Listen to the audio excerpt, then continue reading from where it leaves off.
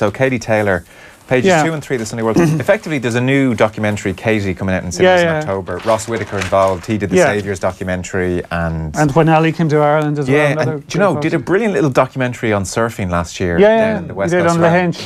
Beautifully shot. It was just gorgeous. So there are some quotes from the documentary. I know you were saying she was doing some interviews yesterday. Yeah, and there's some quotes from that yesterday. I think Donald Clark in the Irish Times film critic interviewed her as well, from what if I saw a tweet. And like Esther is a film critic, and she has a few quotes from yesterday, and then a few from the film. And like Ross will be a friend of mine, and like I've declared an interest in one of the talking heads in the documentary. So I actually haven't seen it. I'm really looking forward to it. But I went to a few of Katie's fights and went for a few pints with Ross, and some of the stuff he told me about, it will open people's eyes to aspects of her they've never seen before. Like, they would have heard her maybe talking about her faith, or other people reference her, but like he has shots, he's got incredible access, like before fights, in the hotel room with her mother, both of them praying before fights, and Katie bawling her eyes out. Like, she gets so emotional and overwhelmed by it. Like, it's stuff about her training routine. Like, I guarantee you, when you see it, nobody in Irish sport trains harder. Like, not the rowers, no rugby player, no athlete. Like, it's savage stuff.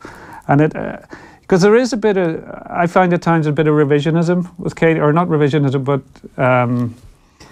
people are reluctant to give her credit. Like, they keep saying stuff that there's not the depth in boxing, and or that some of her opponents have full-time jobs. Well, the reality in pro boxing, in male pro boxing as well, loads of the fighters, the majority of them aren't full-time. They have other jobs on the side. There were 4 world champions with belts, reigning world champions with belts. She's beaten 2 of them.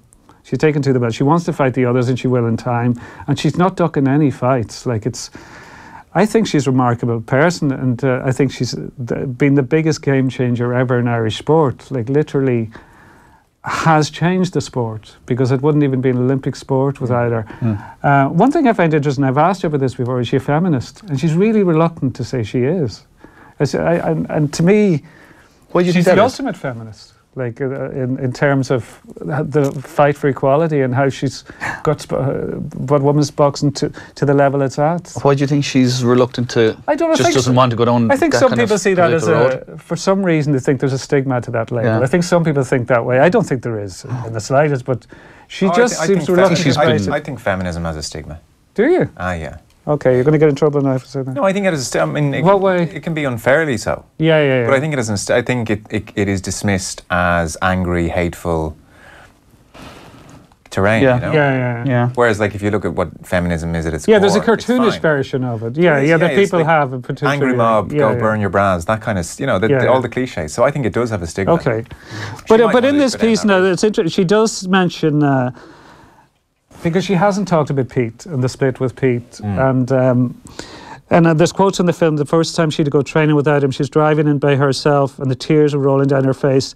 I just felt like every time I was stepping into the ring without my dad at that time, I was missing an arm. And that is stark, because the bond was so strong. Yeah, they have that quote, actually. I'll just hold it up. The camera. That's the big quote they kind of lead with. That's the strapline headline. Yeah. The missing an arm line without her dad. And her brother in the documentary talks about, they found out about the issues, I suppose. You almost feel like it's too private to even talk about. But that's actually what's often struck me about that. They found out before the Olympics that there was marital issues, and then that. But that's one of the extraordinary things about this documentary, because it does document the year or the 2 years since Rio, when she was like, I was in the mix zone in Rio when she was beaten, and she comes out, and it's one of those times you go, I don't really like the job. I don't want to be here. You want to leave her alone. She was so upset, and even some of the stuff she was saying. It's been such a tough year, and she wasn't just talking about the boxing defeats. There was more, and you're going, this is, just leave her alone. It's too close. It's too. I know that's the job. You have to ask her and you have to be there, but you just saw somebody was in real pain there. It must have been so raw at that time. I think it's particularly, we say, for like yourself now, Kieran. I mean, I sat down, which is 10 years ago now since I sat down with Katie.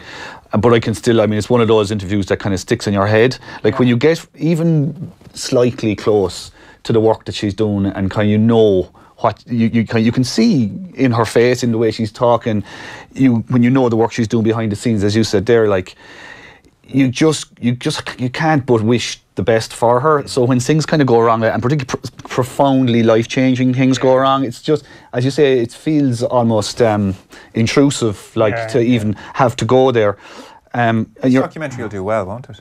Well, like, and it's getting a full cinema release, which is really unusual for a documentary. I think everybody in our society knows Katie, respects her like they do anyway, and actually will want to get to know her. But it's funny, this is an argument I often have with the desk. Like, people will say, you know, like, I might, because I've gone to a few of the fights, I might say, there's another fight coming up, I'd like to go to this, and they say, nobody cares. But nobody cares about women's boxing or whatever. And I said, well, even if they don't care about women's boxing, they're really interested in Katie Taylor. I think there is a distinction. Yeah, like, I think she has this status in Irish sport and Irish life that, like, most people can't mention any other woman boxers, but they're very interested in what she does. Well, non-UFC fans still are interested in Conor McGregor. Yeah. And for very different reasons. Non-women's boxing fans are very interested in Katie. So I mean, she's apart from her sport. She's a brand in inverted commas apart from her sport, but she's more than that. Like, I mean, she's a person of very serious substance. I mean, whether you're a religious person or not, I mean, she's all about conviction. I think that's what I like about her anyway, is that conviction in her beliefs, whether it's her conviction in the belief that she can be the best in the world, even if the sport is considered not to be, the opponents aren't, she just goes at it as though they're the greatest fighters in the world. What's interesting as well is she's an incredibly private person, living a very public life, and there is that. She finds that very difficult, and she makes no secret of it. But the more you get to know her and talk to her, she's got this kind of dry, subtle sense of humour. Like, she can be quite funny, and she can be good company, but she has to put herself out there and sell herself in the pro game, and she hates that. She finds that very hard. And particularly, like the last fight, and she was asked on the eve of it, she was asked about Pete being shot. And she had to kind of answer, and it's just like the more stuff had happened, obviously, and it's been very, very difficult for her. But like she said, from what I gather, she's really happy with the documentary. And there's an interesting line in that piece. She approached Ross to do it. She wanted this out there. She wanted a document of herself rather than a book. Like, I know she did a kind of a book after the Olympics, her Olympic story with Johnny Watterson, but I think she was a big fan of Saviours. Did you see Saviours? Saviours was outstanding. It's brilliant. Outstanding. And she said she's watched that a few times, so she's familiar with Ross's work. And I guess you put your documentary up there. I mean, it's a bit like the Players' Tribune and all these kind of different outlets now. That there's no misinterpretation there. This is just like straight to the viewers, and there must be an appeal in that when so much of your life is through newspapers and quotes and headlines. Well, there isn't. I mean, there's an editing process as well that goes through when you're doing a documentary. But if you're working in tandem with the filmmaker, then it's a different story. Okay, that's in October, so I guess we'll be talking about that again. It's beforehand. It's in there's a documentary film festival in the IFC or IFI, whatever it's called now, in September, and it's on. There's a showing there beforehand in Dublin. Okay.